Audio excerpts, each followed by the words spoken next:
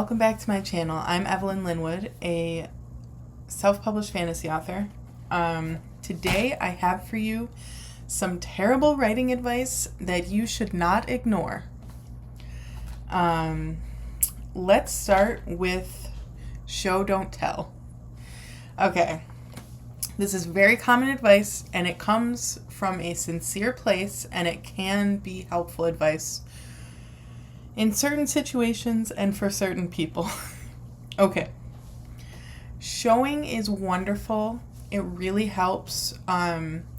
Some people do too much like navel gazing in their books, which is when you're just kind of stuck inside of your character and you're just going through their thoughts and it bores readers. So that can help with that. Showing lets you experience a scene with a character. So instead of just telling someone, oh, this character is anxious, you describe their anxious body language. You describe like their heart rate and stuff like that. It can be helpful, but telling is also helpful in other instances. So if you don't tell anything, you're not going to know the reader's thought, not the reader, you're not going to know the character's thoughts, you're not going to know the character's emotions, well, to some degree, but you're not going to know the source of the emotions. And there's like other internal experiences that you just don't get by showing. Okay, and then you also will miss out on some of the backstory bits, and some small amounts of navel gazing are good, but just don't get stuck in that. And you want to, like, you don't want to info dump, but you still want to sprinkle in, you do tell some things. You can't just show the whole thing. I've seen a lot of more advanced writers say something along like 40 to 60% of a breakdown one way or the other. So it can be helpful to, when you're editing, kind of highlight all of the showing in one color and all of the telling in another if you have trouble with the balance between the two. But do not just not tell it all. Okay? This is really bad advice. Our next piece of advice, and my personal least favorite, don't use adverbs. Okay. Stephen King is one of many authors who has put out a quote about this. So he said he believes the road to hell is paved with adverbs, which, okay, I can see it. I mean, he writes in a very specific genre where that actually might be a little bit true. But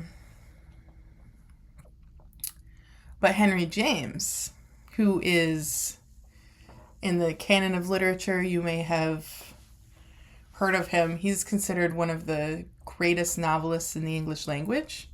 He called adverbs the salt of literature. Okay, hear me out. Adverbs are great, okay? But they are a symptom sometimes of a problem with your writing. So if you have an adverb paired with almost every verb, or even with most of them, then you have a verb problem. The adverbs are not the problem. They are just pointing to the problem. So if all of your verbs require an adverb, you need to use stronger verbs. If you're saying, like, walked quickly, why not use, like, hustle or hurry? You see what I'm saying? So the adverbs were never the problem, and you can use them and it can still be good writing. You just need to understand the difference between a strong verb and a weak verb, or make sure that you're using the adverbs appropriately instead of using them as a band-aid or a patch to make your writing more expressive when you could be using more expressive verbs. Okay. The next piece. Said is dead.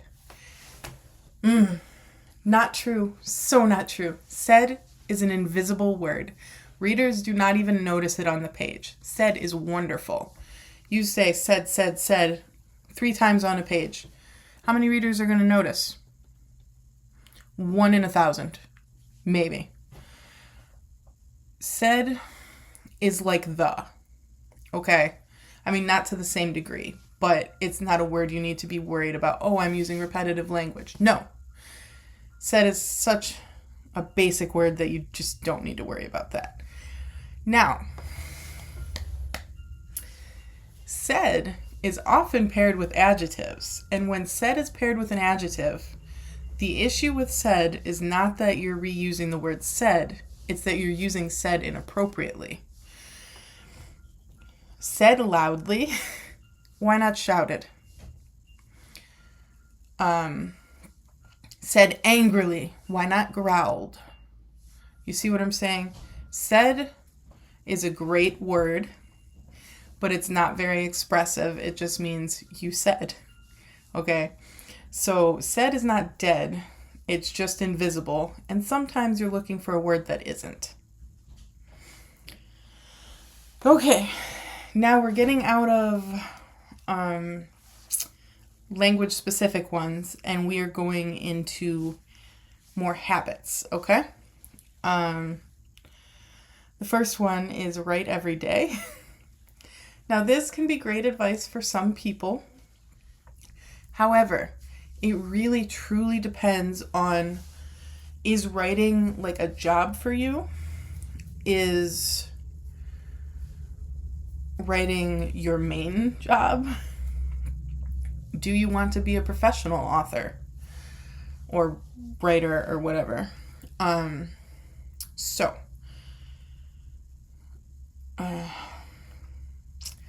Write every day is great advice for like building a habit of writing. It's not great advice for people who are trying to squeeze writing in the cracks. So for instance, if you have a job other than writing and you're trying to write on the side, you're not a failure at writing if you have a busy day or you're too tired and you don't get words on the page. That's not a thing. And burst writers are a thing too. Some people just don't work well writing every day. They work well, getting 15,000 words on the weekend or 5,000 words or 1,000, whatever it is. Some people actually get more words if they have time between writing days. They have to sort of refill their creative well. I'm actually someone who does not work well that way, so I need the everyday thing, but even I don't write every day. I don't write on Sundays. A lot of people need a day off. If writing is the thing you're doing for a living, would you tell someone who was like would you tell a coder, oh, if you don't code every day, you're a failure? No. You'd be like, take the weekend off, bro. So if you go to a mechanic and you say, if you don't work on every day, 7 days a week, you're going to be a bad mechanic. That's just very strange advice to be giving anyone. That's my 2 cents. I believe that humans need rest. I believe that brains need rest. I've experienced the need for that. I'm just saying, like, write. A good middle ground is to have assigned writing days and make sure that you write on those days. But yeah, this is one that's just, it feels like dangerous advice to me.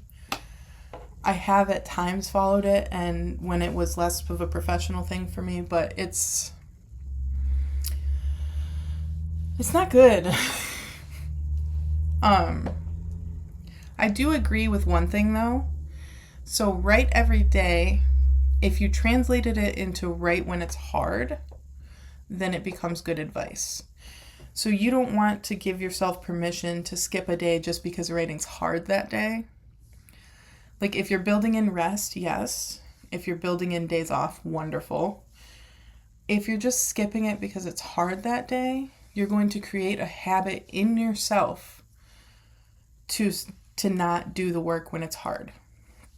You can actually train your brain to not want to solve the problems in your writing if you quit every time it's hard. Like, I'll handle it tomorrow. No. Handle it right then if you can. If you can't, if you need time to let it marinate, that's fine. That's a different thing. But just don't not write because it's difficult. That is where write every day is good advice. My next one, don't edit as you go. And for this one, honestly, it depends on the person. Sometimes this is great advice. Some people get bogged down and stress about having a perfect draft, and that's not a thing that exists. You cannot have a perfect draft. Nobody has ever had a perfect draft. The first draft is meant to exist. The first draft is you telling yourself the story. Your second draft is you telling your best friend. Your third draft is you telling your beta readers. Or I've heard lots of versions of that. Depends on what you consider a draft. But for some people, good advice. For some people, horrible advice. I got this advice. It messed me up so much. I slowed way down. If I mess something up and it's no longer consistent with what's going forward, I benefit from going back and changing it just for keeping consistency. I worry about forgetting. Sometimes a note is good enough in my brain that I'm like, yeah, that's fixed. Or I know that I won't forget it because I have a highlight and a note. A lot of authors, like, it's very common practice for professional authors to, before they do whatever their daily or writing day work is, to go back, reread, and kind of revise the previous day's work. So that's very common. It's not, don't edit as you go is interesting advice, potentially helpful for people who are new and struggling with perfectionism, but not advice that is given from professionals to professionals, if that makes sense. Okay. Now this one, I'm calling it one piece of advice, but it's actually two completely opposite pieces of advice. Real writers outline, only hacks outline. I've seen both, and both are complete and utter lies. Okay. There are what we call outliners, plotters, planners, architects in the writing world. These people prep and plan their books. They know their scenes to varying degrees, and it works great for them. A lot of them take more time in the planning stage than in the writing stage, and they write so fast, and it's amazing and wonderful and good for them. There are also pantsers, discovery writers, gardeners in the writing world. These people don't necessarily outline. They might not know where they're going with it. They need to write to get there. Both are valid. And both, actually, by the time you have a finished product, it's usually pretty hard to tell which approach an author has. So plotters will sometimes have a cleaner draft, but a lot of times pantsers, like, even if you tell them, hey, you're going to have a rougher draft if you pants, they don't care because they enjoy editing. That's the part that's fun for them. The drafting is the hard part. Now, this isn't true for everyone. There are pantsers who love drafting and hate editing. This is not an everyone thing. But it just really depends on... There's an editor on YouTube, what's her name? Ellen Brock put out this video that's like, what's your writing type and which writing advice should you ignore based on that. She has one that kind of defines the types and then a follow-up for each of the 4 types. I highly recommend the video. It kind of plots you almost like one of those political maps, but it's for writing. Yeah, I will put a link to that video in the description because that is honestly an excellent video and it helped me tremendously. I'm a methodological pantser, according to her categories. Yeah, but one of the main reasons that these two pieces of advice are so terrible is because A, they set you up to judge. Actually, I have two main reasons. A, they set you up to judge your fellow writers. Oh, they're not a real writer because they're not writing like me. What? Also, B, they set you up to be very stuck in your ways. For instance, I genuinely used to believe the one about you have to outline to be a writer. And I am not naturally an outliner. So I would outline my book from I started writing when I was in middle school, right? But I didn't start seriously writing until I was in my late 20s. Okay.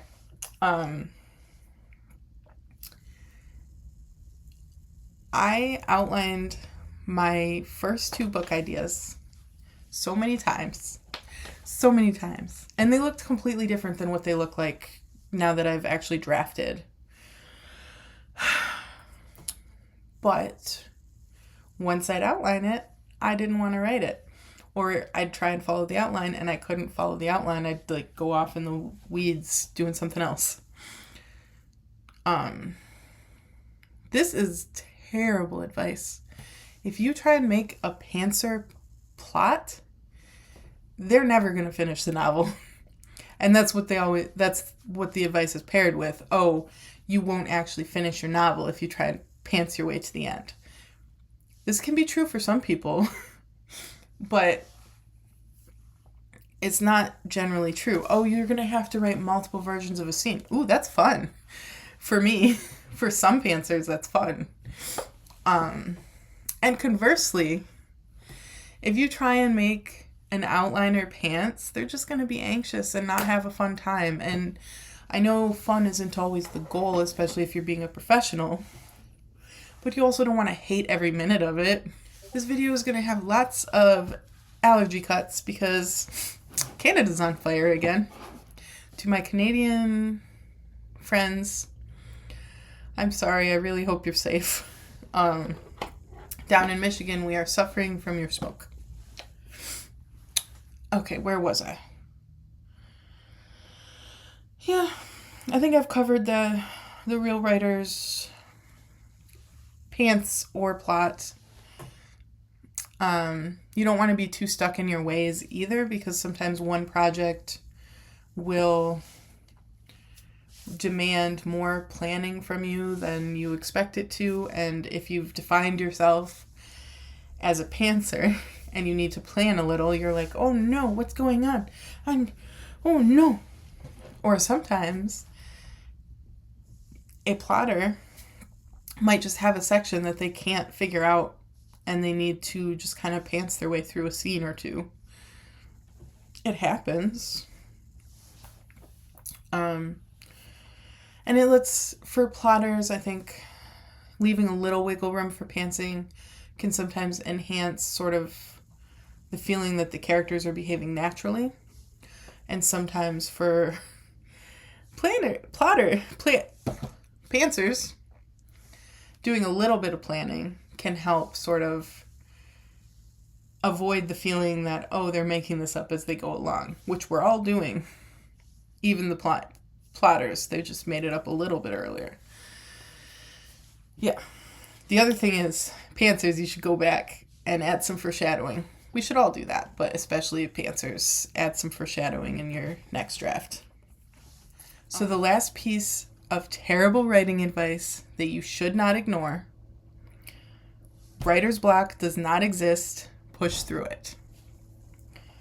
The reason this is terrible advice is because writer's block is a symptom, not a diagnosis.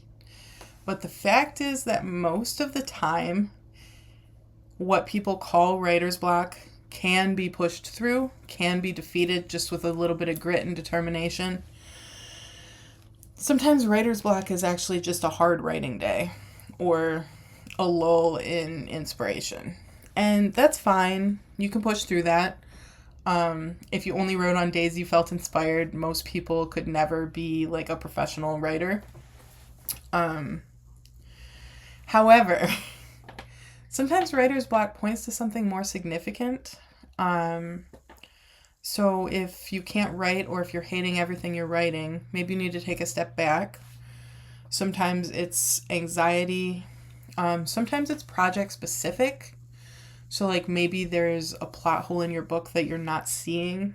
It can really help to bounce ideas off of a friend or have them read what you have so far, and just kind of talk about your story with you. Sometimes a little break from writing can actually really help. Sometimes people just need to refill the creative well. Maybe you're just dry. Watch stories you love, read books, go for a hike and look at the trees. So writer's block, I've heard it called by some writers fog, which I think is usually more accurate. Because a lot of times it can be pushed through. It's hard. I've had it before, and I've had both versions where you can push through it and where it's pointing to something else. Yeah. So I would say this is bad writing advice, but it usually comes from a place of love, and the people telling you this are just trying to help you get through it. So don't just dismiss what they're saying. Try to understand what they're saying. Because they're usually not saying that you're not having a problem. They're just saying, oh, you should just grit, climb over the wall. You've got this. And sometimes it's true. Like, I know I mentioned it earlier. If you get stuck and you're just quitting writing on days that it's hard, sometimes you can get in a pattern of that, and it actually gets harder to solve problems in your work. I've actually been there. It's not great. The only way to get over it is to actually start doing the hard thinking again. So that is one version of writer's block. There's the creatively drained version. There's true burnout. If you have true burnout, please do not push through it. There is, maybe you have some mental health issue going on. That's a whole different thing. It's okay to seek help. Anxiety and depression can really affect writing. So can other things. But writer's block is a symptom, not a disease. If you told everyone who had so if you took someone and they were blowing their nose constantly and you said, oh, you need an antibiotic because you have a sinus infection, but they don't. Not everyone who's blowing their nose has a sinus infection. Some of them have a cold, which is a virus, and antibiotics won't help. Or they have allergies, and again, antibiotics won't help. So you're taking a symptom and treating it as a disease when you give this advice. That is my issue with it. Sometimes it's great advice. Sometimes you wind up with a superbug. Science people will understand. So that was my last piece of terrible writing advice. You may have noticed a pattern that they are all partially correct, and they're all well-meaning. People who are giving these pieces of advice, they're honestly trying to help. They're just, sometimes they don't have the experience to give the advice. Sometimes they're repeating things that they've heard without actually ever trying to utilize it themselves. They don't experience the advice that they're giving. And sometimes they're things that you hear on the internet, and they're short and pithy. Said is dead. That kind of thing. It gets in the it gets in everyone's head. But if you take these pieces of advice and you apply them where they apply, then they're excellent, and I think that you will see great improvements in your writing by applying these judiciously. Okay, thanks for watching. If you have any other writing advice that is good or terrible, depending, please share it below. Also, if you've ever received like truly wacky, out of left field writing advice, I would love to read that in the comments. I've read some, like I've heard some from other writers that are just the most ridiculous things I've heard. So I'd love to hear yours. Thank you.